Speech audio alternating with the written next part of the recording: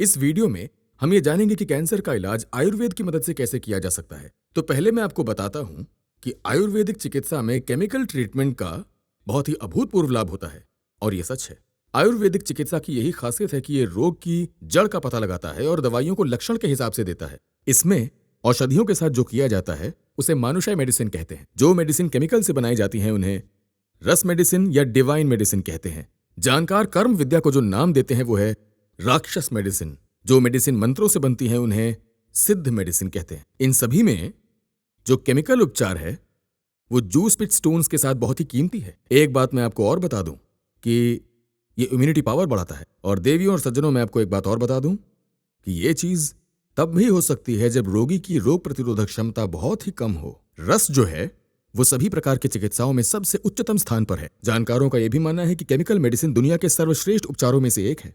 बहुत ही जिद्दी प्रकार के रोगों के संदर्भ में भी जिद्दी प्रकार के रोगों का दूसरा नाम ही कैंसर है। इससे पहले कि हम ये जाने कि कैंसर में आयुर्वेदिक चिकित्सा कैसे काम करती है, हमें ये समझना बेहद जरूरी है कि असली कैंसर दरअसल होता क्या है। एक बात जो हमें कैंसर के बारे में जान लेनी चाहिए वो ये है कि कैंसर शरीर के किसी विशेष स्थान को ही प्रभावित नहीं करता है। ये चीज बहुत ही अनिश्चित है। कैंसर शरीर के किसी भी अंग को प्रभावित कर सकता है। अगर हम तरीके से अध्ययन करेंगे तो हम ये पाएंगे कि सैकड़ों प्रकार के कैंसर हो सकते हैं। तो एक प्रकार का है lung cancer, breast cancer, kidney cancer, एक और है ब्रेन कैंसर, गर्भाशय cancer, throat cancer, mouth cancer और यहां तक कि लिवर कैंसर भी।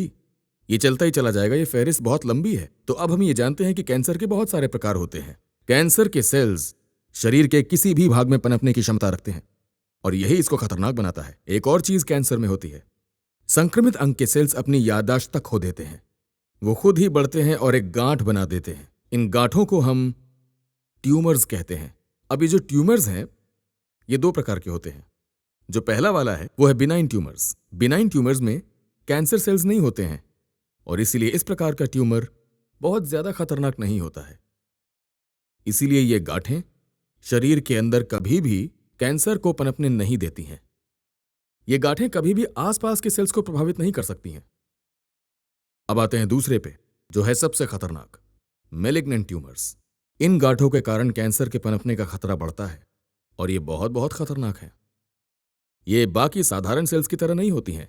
ये हर जगह बहुत तेजी से फैलने की क्षमता रखती हैं और इसीलिए हम इन गांठों को मुख्य कारण मानते हैं कैंसर का। एलोपैथिक ट्रीटमेंट की बात करें तो जरूरत के हिसाब से सर्जरी, कीमो और रेडिएशन का इस्तेमाल गांठों को खोलने और उन्हें हटाने में किया जाता है। तो अगर उन गांठों को हटा दिया जाए तो सब कुछ बहुत बढ़िया है।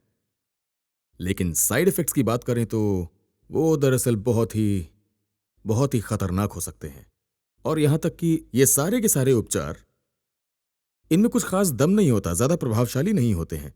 ये बहुत ही सीमित परिणाम देते हैं। इन सभी उपचारों के बाद अगर आयुर्वेद की बात करें तो इसमें गांठों को निकालने के लिए एक रस मेडिसिन, जिसमें विशेष रस भस्म होती है, उनका इस्तेमाल किया जाता है कैंसर सेल्स के विभाजन को घटाने में।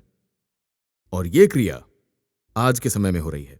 कैंसर के प्रभाव को कम करना, केमिकल मेडिसिन में इसको सिर्फ पहला चरण ही माना जाता है, लेकिन किसी भी प्रकार के साइड इफेक्ट्स को हटाना यह दूसरा चरण है। लेकिन कैंसर सेल्स को पनपने से रोकने में और फिर उन्हें जड़ से नष्ट करने में आयुर्वेदिक मेडिसिन बेमिसाल साबित हुई है। दिन प्रतिदिन आयुर्वेदिक मेडिसिन में अभूतपूर्व परिणाम देखे गए हैं और लोगों का विश्वास बढ़ता जा रहा है। एक बहुत ही लंबे समय के बाद, बहुत ही लंबे अनुसंधान और शोध के बाद कैंसर का इलाज आखिरकार आ चुका है और यह हर रोज लाखों जिंदगियां बचा रहा है। इसने कितने ही परिवारों का विश्वास जीता है। तो आज के समय में एलोपैथिक उपचार के साथ साथ कैंसर के रोगी आयुर्वेदिक उपचार का सहारा भी ले रहे हैं। इन लोगों ने वैदिक रास्ता अपनाया है और यह रास्ता अपनाने पर दुनिया के कितने ही कैंसर के रोगियों को अविश्वसनीय और अभूतपूर्व परिणाम मिल रहे हैं। कैंसर की रोकथाम में आयुर्वेदिक चिकित्सा एक बहुत ही मुख्य भूमिका निभा रही है। तो देवी और सज्जनों, अब मैं अगले वीडियो में मिलूंगा इसी तरह की एक जरूरी जानकारी के साथ।